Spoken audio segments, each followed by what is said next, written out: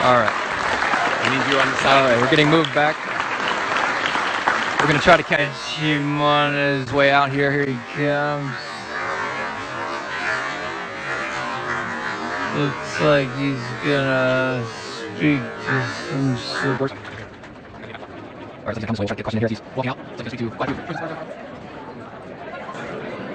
Lots of security here, keeping everyone away.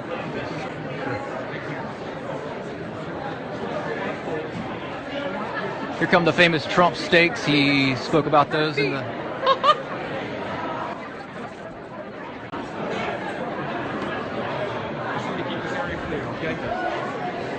All right, looks like he's coming down this aisle. They're pushing us all back.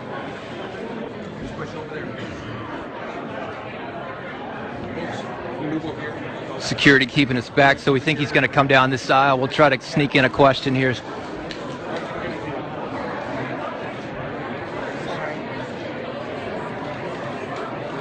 Last question from UCC first. Here on Trump.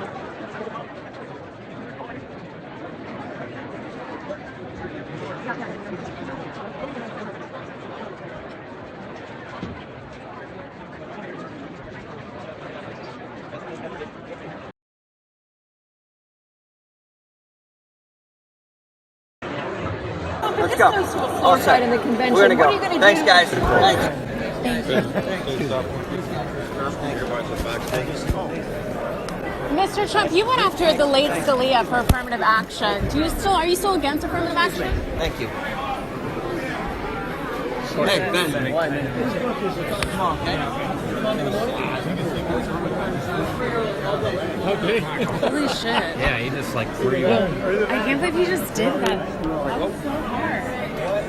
Oh my, was that Corey? Yeah, like what threat were you? That was insane. Yeah. You should have felt how hard he grabbed me. That's insane. Oh my gosh. I've never had anyone do that for a campaign. Can I put it in my story? Yeah, go for it. That was really awful. That's so unprofessional.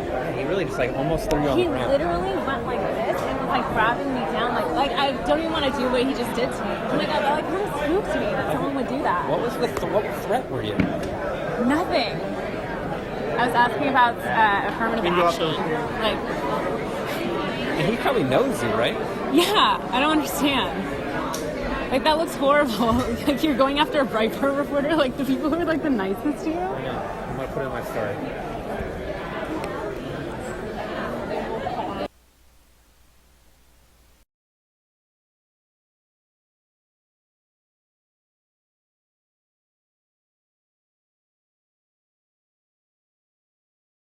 You weren't sure initially whether it was Corey. You didn't know whether it might be a Secret Service agent. Was there confusion on your part?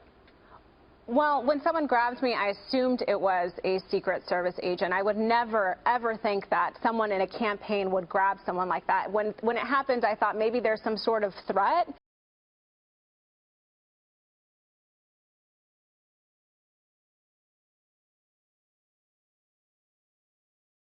Because it just wasn't a chaotic scene.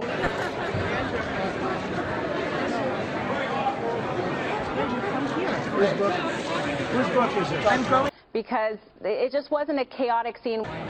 Let's go. All set. In the convention. We're gonna go. Thanks, guys.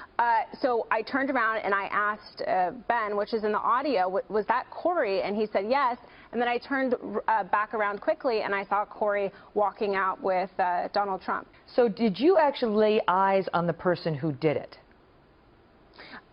I can say that I did not see it until I turned around. So I didn't see it because I was in the back. He came up from behind and grabbed me. So I can't say that I saw it for sure.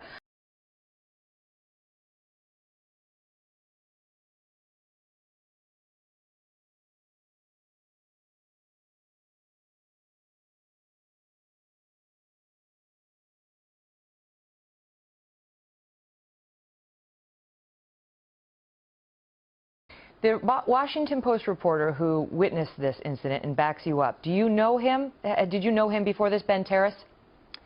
I did. I have, seen him at events in Washington, D.C. I'm not a close friend. He was there, though, because he was doing a story on Corey, a profile for the Washington Post.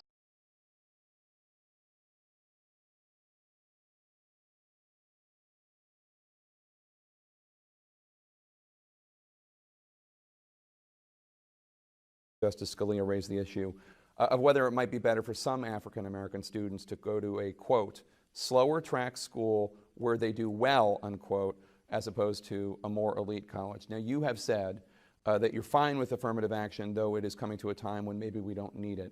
What did you think of Scalia's remarks, and where are you today on affirmative action? Well, I thought his remarks were very tough. I mean, I don't want to comment on him. You know, he's a respected Supreme Court judge, but I thought his remarks actually were very, very tough. He shoved me up against the taxi.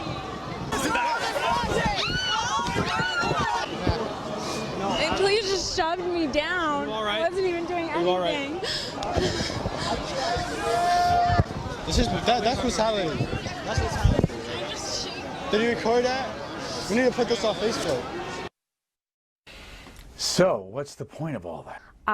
My camera girl and I were in front of the protesters as they were marching down the street, and we were getting footage of them marching down.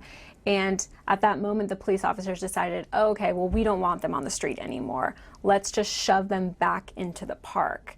And so they came with batons, and I ended up just getting in the middle of it because I couldn't move. There was a car in front of me, and there were cops around me and protesters, and they wanted us to get on the sidewalks.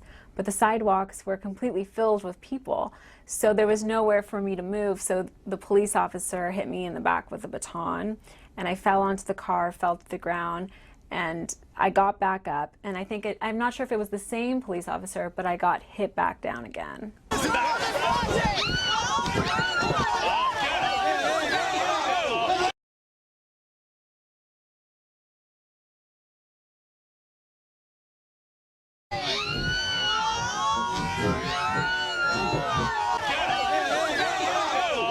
How did that happen? I mean, who was pushing you down?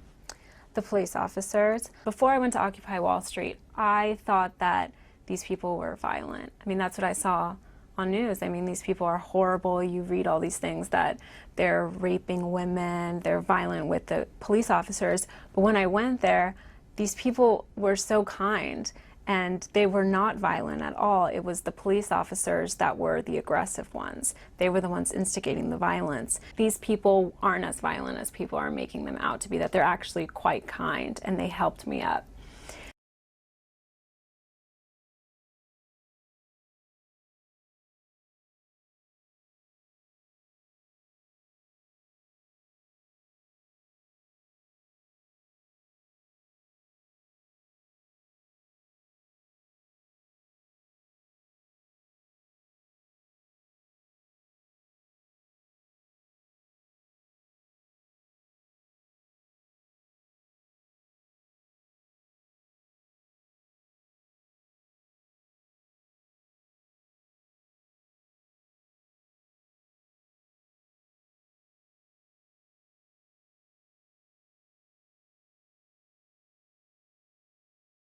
Here's my interview with Michelle Fields in 2012 outside the Bilderberg protest in Chantilly, Virginia, which resulted in her writing this article afterwards for the Daily Caller, claiming that I harassed her and that she was forced to quickly leave the event.